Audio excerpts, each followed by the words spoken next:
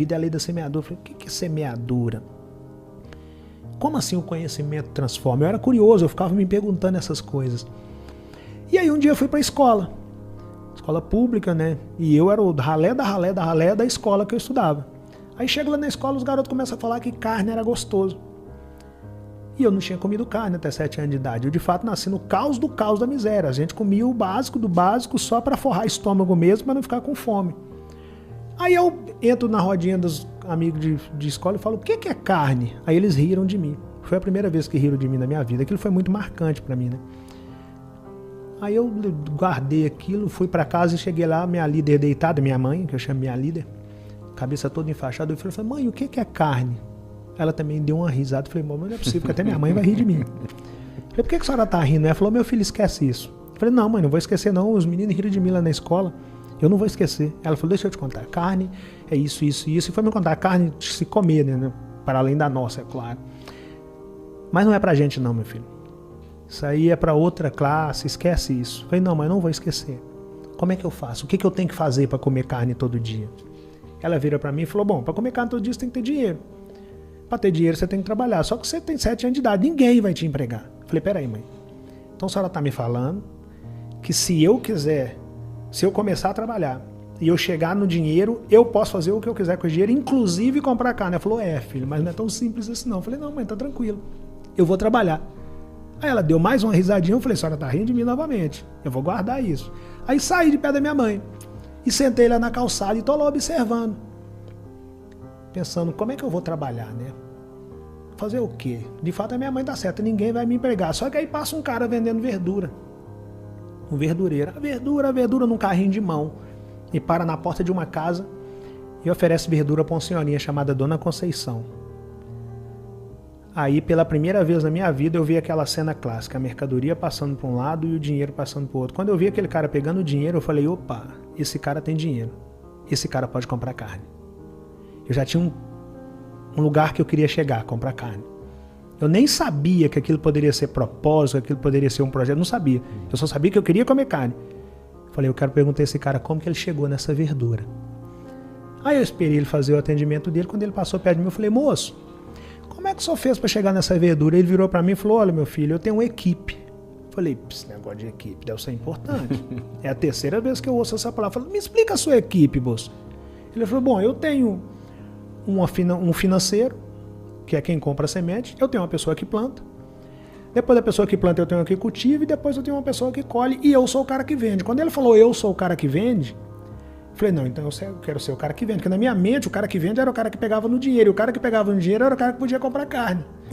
Então eu só queria comer minha carne, né? Eu falei, eu quero ser o cara que vende. Ele deu uma risadinha, eu falei, o senhor é o quarto cara que ri de mim, mas eu vou comer minha carne, você vai ver. E aí entrei, viro para meus irmãos e falou, aqui ó, nós temos que formar uma equipe. E eu só tinha um irmão que trabalhava, que é o mais velho. E meu pai nos ensinou aquela ideia que eu falei no início, de que se por um lado não tínhamos muita coisa, por outro lado nós tínhamos uns aos outros. Então, por mais surto que fosse a ideia de eu falar que nós precisamos formar uma equipe, ele já tinha escutado a palavra equipe do meu pai, do nosso líder, então já não era novidade para eles aquela palavra e também não era um surto eu estar falando aquilo, sendo filho de quem nós éramos. Nós somos, na verdade. Falei, Ringo, você é o único que trabalha. Você compra semente, você vai ser meu financeiro. A criança falando com o irmão que ia ser financeiro. Você, Cláudio, vai plantar. Você, Dila, vai cultivar. Você, Romenigo, vai colher. E eu vou ser o cara que vende. Aí plantamos uma horta. Aí no outro dia amanheceu, eu fui lá, cadê o alface? Falei, pô, não entendendo. O cara falou que era só plantar. Aí voltei no outro dia, cadê o alface? Voltei no outro, cadê uma semana depois, cadê o alface? Essa parte meu pai não me contou, nem o cara da verdura me contou.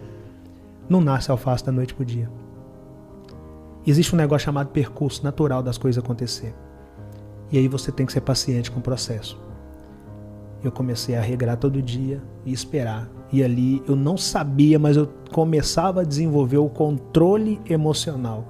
De esperar o tempo necessário para que as coisas naturalmente acontecessem, desde que eu não tivesse abandonado o que eu tinha plantado e não tivesse deixado de cultivar aquilo que eu tinha plantado, para que eu pudesse colher quando aquilo crescesse de maneira saudável. Logo depois que o alface cresceu e eu comecei a vender, eu vendi tudo no primeiro dia. E no primeiro dia que eu vendi tudo, eu parei numa casa de carne.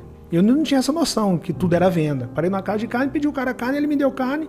Eu paguei, fui para casa, falei com a minha mãe que eu tinha comprado carne. Ela falou, cara, Você conseguiu alcançar o objetivo. Aí eu fui pra escola no outro dia, felizão. Falei, agora eu quero contar pra quem falou quem riu de mim. E aí a minha professora, coincidência ou não, no outro dia ela falou, Joãozinho, não lembro o nome das crianças. Joãozinho, você quer ser o quê quando crescer? Ah, eu quero ser dentista, professora. Paulo, e você? Ah, eu quero ser advogado. Sandra, e você? Ah, eu quero ser médica. E a galera me chamava de Tuca. Tuca, e você? Eu falei, eu quero ser vendedor. A professora riu. Falou, Tuca, vendedor é um cara que deu errado e que aí foi trabalhar com venda. Vendedor é um frustrado que foi trabalhar com venda. Aí eu falei com ela, também nem sabia do que eu estava falando, mas eu falei, professora, vendedor é o cara que come carne. Se ele é um frustrado, eu não sei, mas eu quero comer minha carne. Mal sabia eu que eu estava me apaixonando pela profissão das profissões. Tudo é venda. Absolutamente tudo é venda. Tudo é venda. E eu comecei a me apaixonar pela venda porque foi a venda que me possibilitou comer carne. Mas ali eu ainda não estava tão apaixonado. Eu comecei a apaixonar mesmo, foi a partir do momento que eu comecei a vender todo dia, minha horta acabou. Cheguei lá e falei, pô, cadê meu alface? Não entendi, acabou o alface. E quando acabou o alface, eu percebi que eu não poderia deixar meus clientes na mão. Comecei a comprar alface do cara que eu perguntei no primeiro dia, para que eu pudesse atender meus clientes. Só que enquanto eu estava atendendo meus clientes, eu vi um cara engraxando sapato, eu vi um outro menino vendendo sacolé, eu comecei a vender sacolé, eu vi um outro vendendo coxa, eu vi um outro cara vendendo panela, eu falei, cara, tudo é venda. Absolutamente tudo é venda. O tempo todo tem alguém procurando alguma coisa para comprar. E aí eu voltei para casa e comecei a olhar, tinha um pé de abacate, um pé de manga, um pé de mamão, eu falei, peraí, cara, por que eu não estou vendendo abacate? Por que eu não estou vendendo manga? Por que eu não estou vendendo mamão? Aí eu comecei a ver venda em tudo. Aí eu desenvolvi a seguinte mentalidade. Eu, filho da dificuldade, a dificuldade me apresenta como única alternativa a superação e a superação me apresenta a venda. A venda salva a minha vida. Só que para você sair da dificuldade, você tem que entender que você precisa superar a dificuldade. O primeiro passo é você entender, estou passando por um momento delicado e preciso superá-lo. A partir do momento que essa ficha cai para você, a vida automaticamente lhe apresenta a superação. E quando a vida lhe apresenta a superação te apresenta várias outras coisas. No meu caso, a superação me apresentou a venda e a venda salvou a minha vida.